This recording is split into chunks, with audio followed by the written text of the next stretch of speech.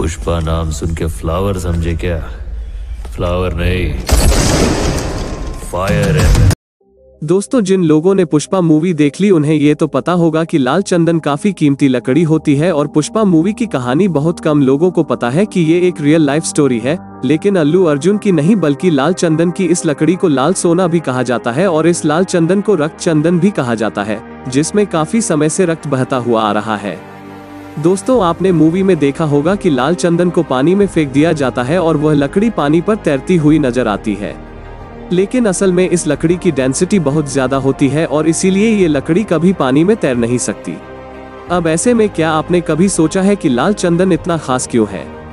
आखिर ये इतना महंगा क्यों होता है और क्यों आज तक इसके लिए दशकों से खून की होली खेली जा रही है? लेकिन दोस्तों, वीडियो शुरू करने से पहले इस चैनल को सब्सक्राइब जरूर कर ले।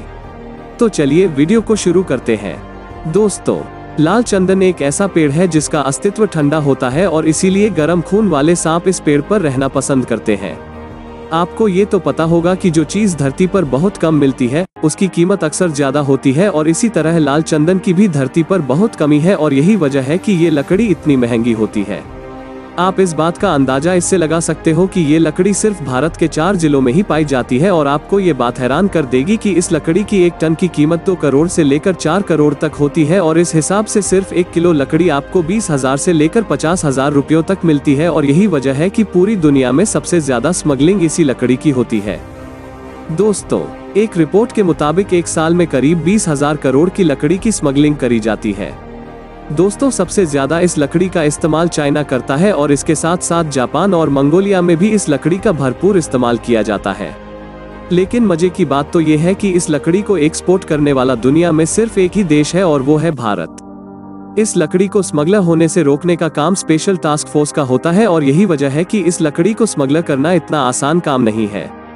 दोस्तों, इन पेड़ों को बनने में करीब 15 साल का समय लग जाता है और इसी वजह से इस लकड़ी की डेंसिटी बहुत ज्यादा होती है और यही वजह है कि ये लकड़ी कभी पानी में नहीं तैरती। दोस्तों, कई लोग इस लकड़ी का इस्तेमाल प्राकृतिक रंगों और शराब बनाने के लिए भी करते हैं।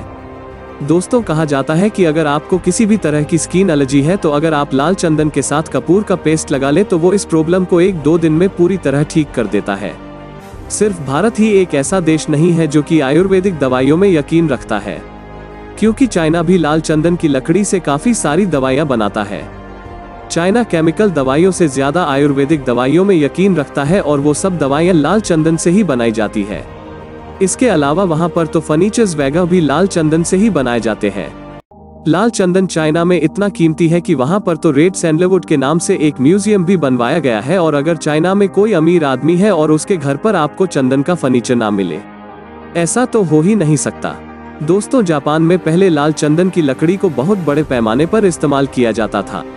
वहां पर तो म्यूजिकल इंस्ट्रूमेंट भी इसी लकड़ी से बनाए जाते थे, लेकिन आज लाल चंदन की डिमांड जापान में कम हो गई है। दोस्तों, जो लाल चंदन की स्मगलिंग करते हैं उन्हें अपनी जान को जोखिम में डालकर लकड़ी को बॉर्डर के पार चाइना तक पहुंचाना पड़ता है और कई बार तो स्पेशल टास्क फोर्स का सामना उन स्मगलर से भी हुआ है और साल 2015 में तो गोलियां भी चलाई गई थी और उस वक्त भी स्मगलर पुलिस की गोलियों से ढेर हो गए थे। उस लड़ाई में पुलिस ने उन्हें गिरफ्तार भी किया था और दोस्तों, इंटरनेशनल रूल्स की माने तो ये लकड़ी बहुत रेयर है और इनकी सुरक्षा की जिम्मेदारी भी हमारे देश भारत की ही है और इसीलिए 24 घंटे स्पेशल टास्क फोर्स के जवान इसकी सुरक्षा में लगे रहते हैं। वैसे दोस्तों, अगर कोई लाल चंदन की तस्करी करता पकड़ा जाए तो उसे 11 साल की सजा सुनाई जाती है। वैसे दोस्तों, आपको साउथ की मूवी ज्यादा पसंद है और या फिर बॉलीवुड की? हमें कमेंट में जरूर बताएं और अगर आपने इस वीडियो को लाइक नहीं किया तो इसे लाइक कर दे और चैनल को सब्सक्राइब करना ना भूलें।